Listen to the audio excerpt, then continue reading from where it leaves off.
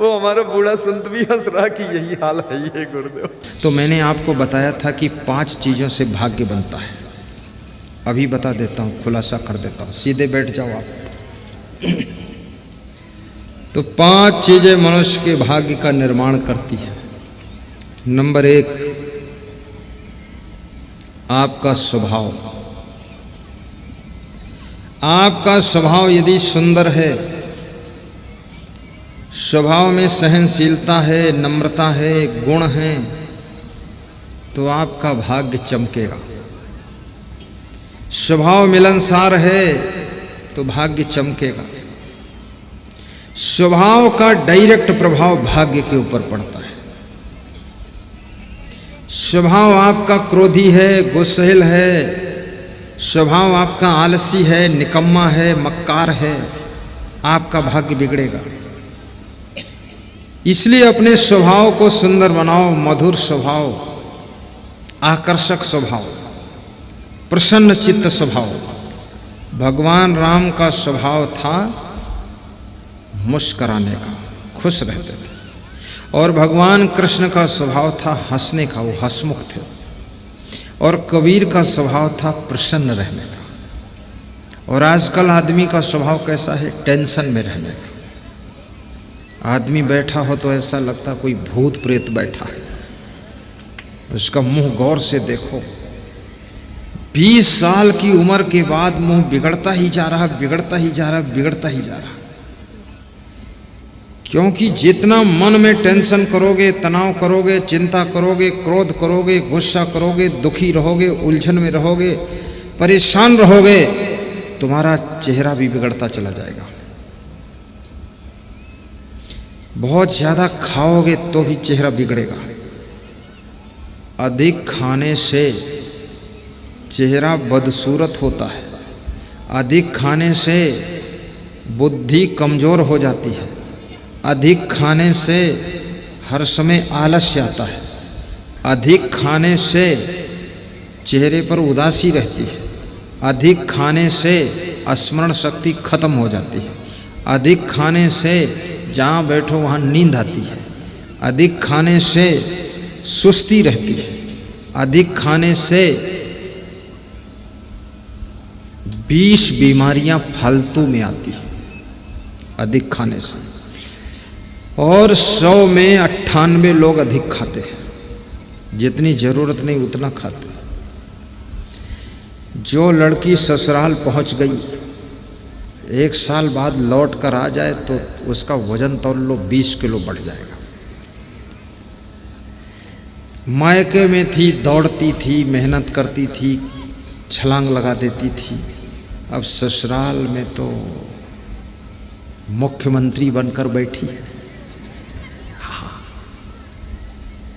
और कितनी स्त्रियों के पति ऐसे हैं कि उन्होंने नौकरानी लगा दिया है अपने पत्नी को खुश करने के लिए। नौकरानी, घर में नौकरानी। अब पत्नी के पास कोई काम ही नहीं है तो क्या करती है? बस बच्चों को दूध पिला देती है। और नौकरानी लगी है तो सब काम कर रही, झाड़ू, बहरू, पोछा, बर्तन मांजना, धोना, कपड़े धोना, भोजन खा लेती है, बाल ठीक कर लेती है, और फिर दिन में सोती है, फिर रात में सोती है, फिर सुबह रोती है।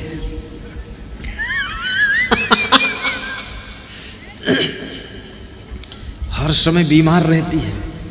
कहती यहाँ दर्द, वहाँ दर्द, घुटनों में दर्द, कमर में दर्द, सिर में दर्द, बाल बाल में दर्द, रग रग में दर्द, नस नस में दर्द, दर्द मोरे नस नस में। ऐसा वैद्य ढूंढो, दवा दे दे, दर्द होगी ही दर्द। इस शरीर से अगर व्यायाम नहीं करोगे, मेहनत नहीं करोगे, गर्म पानी से यदि स्नान करोगे तो आपके शरीर में रग रग में दर्द होगा, नस नस में दर्द होगा, और उसी दर्द में तुम मरोगे। कभी दर्द दूर नहीं होगा। और याद रखना, अगर गर्म पानी से स्नान नहीं करोगे और व्यायाम करोगे, मेहनत करोगे, पसीना निकालोगे, तो आपके सैकड़ों रोग अपने आप भाग जाएंगे, स्वस्थ हो जाएंगे। और भोजन थोड़ा खाइए, कम खाइए। पूड़ी हो, एक पूड़ी खा लो। कितने लोगों को पूड़ी मिल जाए तो 20 पूड़ी समेट देते हैं। बनाने वाले भी सोचते हैं कि पानी भी पिएगा कि नहीं। रसोई में आइटम खत्म हो गया पर उनका खाना खत्म ही नहीं, चालू है। अरे इज्जत तो बचने दो अंदर वालों की, निकलो, हटाओ अब रहने। तो नंबर 1 स्वभाव को ठीक करना है। नंबर 2 वाणी, वाणी माने बोलना, बोलना सीखना है। बोलना तो 2.5 साल की उम्र में ही आ जाता है, लेकिन कहाँ पर कब कैसे क्या बोलना है ये 100 साल की जिंदगी भर नहीं आता है। कब कहाँ क्या बोलना है ये तो आदमी को 100 साल की जिंदगी में नहीं आ पाता है, लेकिन बोलना 2.5 साल की उम्र में, 3 साल की उम्र में आ जाता, बच्चा बोलने लगता है। केवल बोलना ही सार्थक नहीं है, कहाँ कब क्या बोलना है ये चीज सार्थक है। कितने शब्द बोलना है, बोलने के पहले तौलना है, तौलना है फिर बोलना है। और लोग तौलते ही नहीं, बोलते हैं। जो बोलने जा रहे हो कम से कम उसका परिणाम तो सोचो। और वाणी में फिल्टर लगाओ। जैसे आपने इंजन देखा होगा, इंजन में फिल्टर लगे होते हैं, मालूम है कि नहीं? इंजन, जनरेटर, ट्रैक्टर, सभी गाड़ियों में फिल्टर होता है। तो डीजल टंकी में जाता है और टंकी से फिल्टर में, फिल्टर से प्लंजर में, प्लंजर से नोजल में, नोजल से पिस्टन पर जाता है। मैं इंजीनियर भी रहा हूँ, सब मालूम है। अगर वो फिल्टर निकाल दो तो डीजल फंस जाएगा प्लंजर में, और प्लंजर में नहीं फंसा तो फंस जाएगा नोजल में, फिर इंजन स्टार्ट नहीं हो। तो अपनी वाणी में भी फिल्टर लगाओ। जोश खरोश में जो इच्छा हो जिसको बोलते जाओ, इससे बहुत गड़बड़ होगा। अपने घर मालिक को पिस्टन समझिए, नोजल समझिए। अगर आपने बिना विवेक किए, बिना फिल्टर लगाए जोश खरोश में घर मालिक को कोई कठोर शब्द बोल दिया, अंड बंड बोल दिया, तो घर मालिक का दिल अगर बैठ गया, मनोबल गिर गया, तो आपके घर के विकास का इंजन बंद रहेगा, फिर विकास नहीं होगा।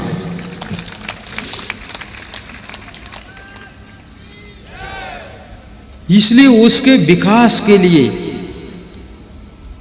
फिल्टर में जैसे तेल छान कर आगे भेजा जाता है, ऐसे अपनी वाणी को छान लीजिए। जोश में मत बोलिए। केवल मेहनत करने से विकास नहीं होगा।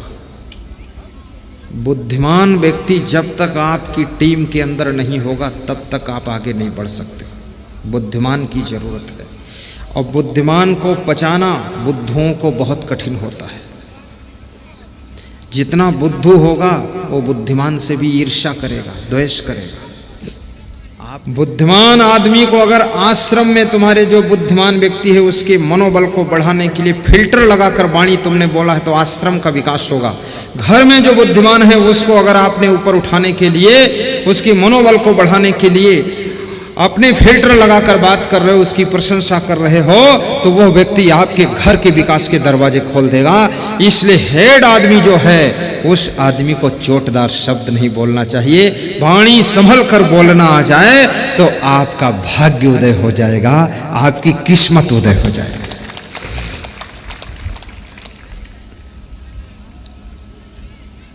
दूसरी चीज है वाणी, और तीसरी चीज क्या है? बोलने की कला सीखो। वाणी, किससे कैसे बोलना है, कब कितना बोलना है, कब चुप रहना है, ये सब चीज़ें बड़ी तौल की है। कब मुस्कराना है, कब शांत रहना है, कब हंसना है, कब बिल्कुल मौन रहना है, कहाँ पर भाषण देना है, कहाँ पर नहीं बोलना है। जैसे अभी व्यास गादी पर आकर के कोई आधा घंटे भाषण शुरू कर दे तो ये पब्लिक सब भाग जाएगी, क्योंकि यहाँ लोग लक्ष्य बनाकर आए हैं कि सत्संग सुनना है। लोग आए थे बाजार में टमाटर खरीदने, तुम भाटा बेच रहे हो, कौन लेगा भाटा? तो उनकी मानसिकता को भी पढ़िए। कि लोग हमारी बात को कितना सुनना चाहते हैं। जितना सुनना चाहते उतना ही सुनाओगे तो तुम धन्यवाद पाओगे, और उससे ज़्यादा सुनाओगे तो वाद विवाद पाओगे, और जितना सुनना चाहते उससे कम सुनाओगे तो आशीर्वाद पाओगे, और बहुत बोलते रहोगे तो पागलपन की उपाधि पाओगे। लोग कहेंगे पागल है, माइंड क्रेक है, अगर माइक पकड़ लिया तो छोड़ेगा नहीं। बोलने में कला है। पति से कैसे बोलना है। मैं एक सेठ के घर निवास था, तो सेठ का लड़का आया और सेठ के लड़के से पूछा,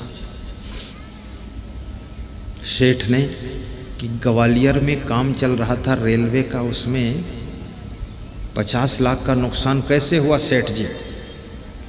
तो उनका लड़का हकलाता था, बोले पापा पापा पापा हम तो यहाँ बैठे रहे, वहाँ नुकसान हो गया। बोले सेठ जी स्नान हो गई।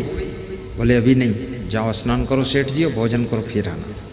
अपने लड़के से ऐसे कह दिया।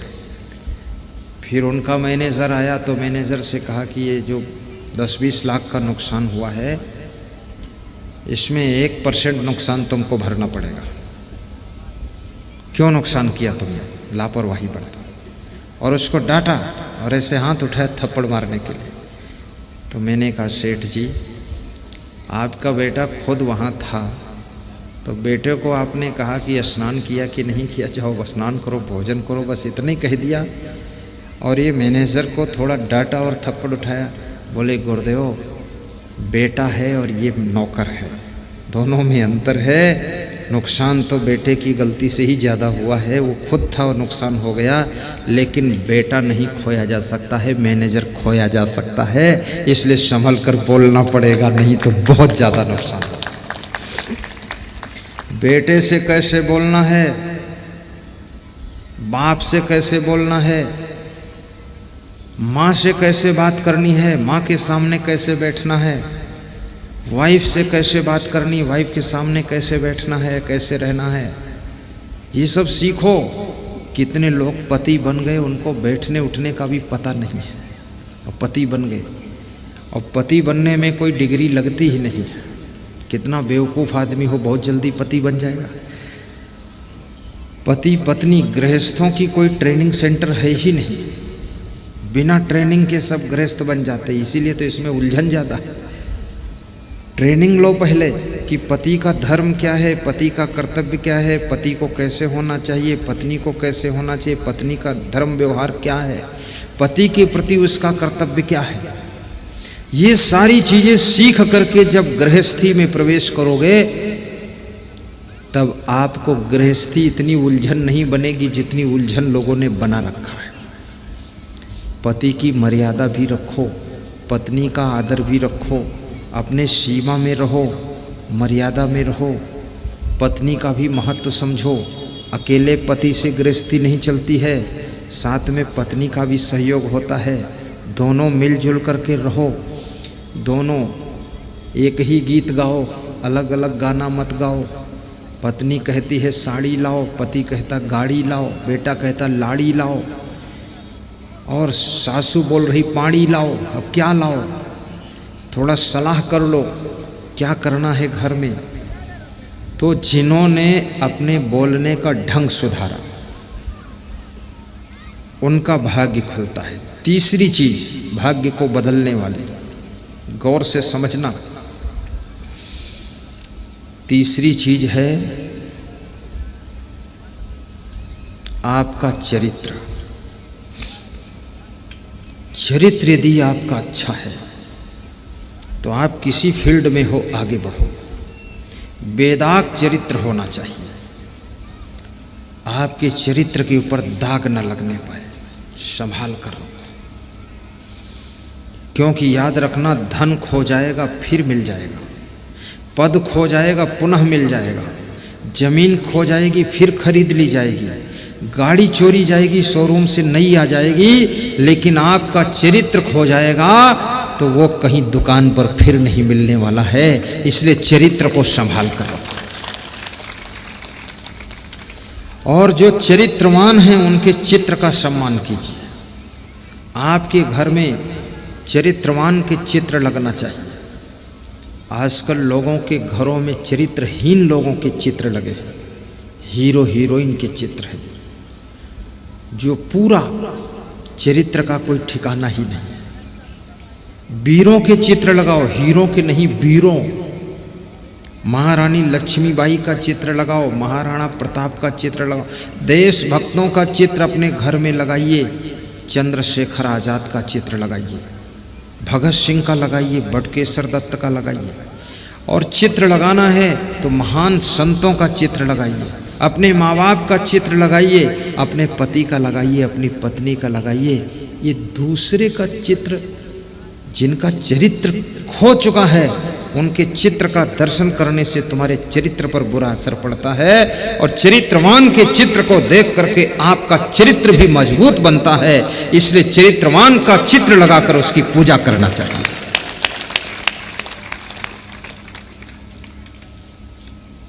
कितने लोग छोटे छोटे फोटो रखते हीरो हीरोइन के जेब में, और जब याद आती तो निकाल कर मस्तक में लगा लेते हैं कि भाग्य तेरे ऊपर ही है। और कहते हेमा मालिनी तार दो या बोर दो, जो भी करो। कोई कहता कैटरीना तो कान ही काट ले, कुछ तो कर। कोई अमिताभ बच्चन के पीछे पड़ा है, कोई राजेश खन्ना और खेत के 2 गन्ना।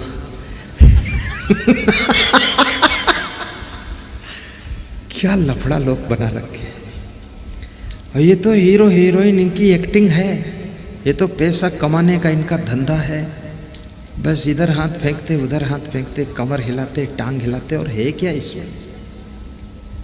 कुछ भी नहीं है, कुछ भी नहीं है। ये कोई साथ देने वाले नहीं है। जिंदगी आपको अपनी ताकत से जीना पड़ेगा और आपको अपने भाग्य को ही भोगना पड़ेगा।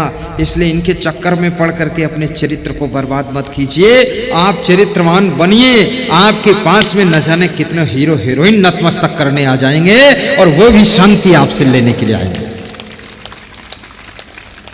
बहुत से हीरो हीरोइन भी प्रवचन सुनते हैं, मेरे पास फोन भी आता है उनका, गुरुदेव मैं भी आपका प्रवचन सुनता हूँ। मैंने कहा तो आपकी एक्टिंग तो पूरी दुनिया देखती है और तुम मेरा प्रवचन सुनते हो। तो बोले दुनिया बेवकूफ़ है। तो हमने कहा तुम? बोले हम होशियार आदमी हैं, इसलिए प्रवचन सुनते हैं। उनको भी शांति चाहिए। सत्संग शांति देता है, प्रवचन शांति देता है, कथा व्यथा को दूर करती है। बाकी कोई तुम्हारी तकलीफ को दूर करने वाला नहीं है। तो तीसरी चीज है तुम्हारा चरित्र। चरित्र उत्तम होना चाहिए, चरित्र ईमानदारी का भी हो। और चौथी चीज देखना, बहुत अच्छी बात बताने, ये जितनी चीजें इनमें कोई पैसा खर्च नहीं होगा, फ्री में कंप्लीट होती है और इनसे सब कुछ मिलता। फिर पैसा भी मिलेगा, पद भी मिलेगा, सम्मान भी मिलेगा, आदर भी मिलेगा, सत्कार भी मिलेगा, नमस्कार भी मिलेगा, सब कुछ मिलेगा, दौलत भी मिलेगी, वैभव मिलेगा, सब चीज होगी आपके पास में, अधिकार होगा, पावर होगा। चौथी चीज है आपका कर्म। जो तुम सुबह से लेकर के शाम तक कर्म करते हो, वो कर्म सीधे जाकर के भाग्य बनता है। इसलिए अपने कर्मों पर भी ध्यान दीजिए कि हम कर्म क्या करते हैं। कुछ लोग तो समाज में ऐसे लोग हैं जो कर्म ही नहीं करते, निकम्मा टाइप के हैं, कुछ काम नहीं करते, तो उनका भाग्य भी रुक गया है। और कुछ लोग दुष्कर्म कर रहे हैं। सत्कर्म करोगे तो सौभाग्य का सूरज चमकेगा। सत्कर्म, सत्कर्म क्या है? परोपकार का कर्म कीजिए, सहयोग का कर्म कीजिए, अपने बिजनेस में मेहनत भी कीजिए, खेती बाड़ी में मेहनत कीजिए, राजनीति में मेहनत कीजिए।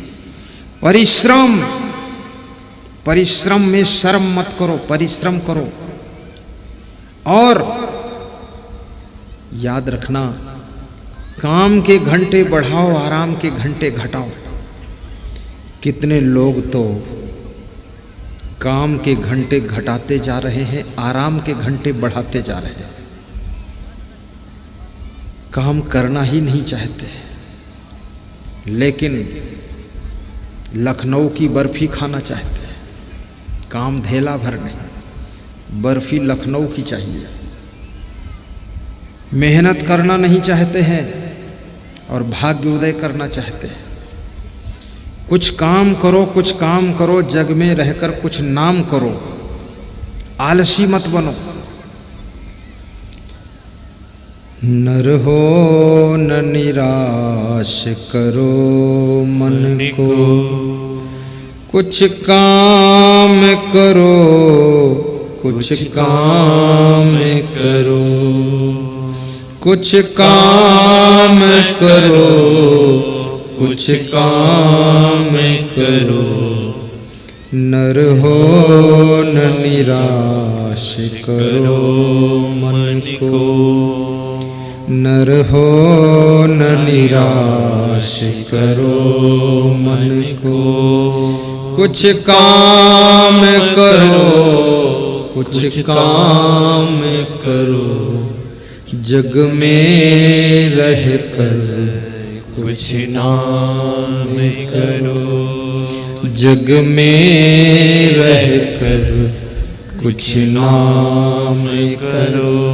कर्म कौन कर सकता है जिसके अंदर सम्मान की प्यास नहीं है, अपमान का घाव नहीं है और अभिमान का स्थान नहीं है। वो निरंतर कर्म कर सकता है। जो सम्मान के लिए कर्म करता है, अगर सम्मान नहीं मिला तो कर्म बंद कर देता है।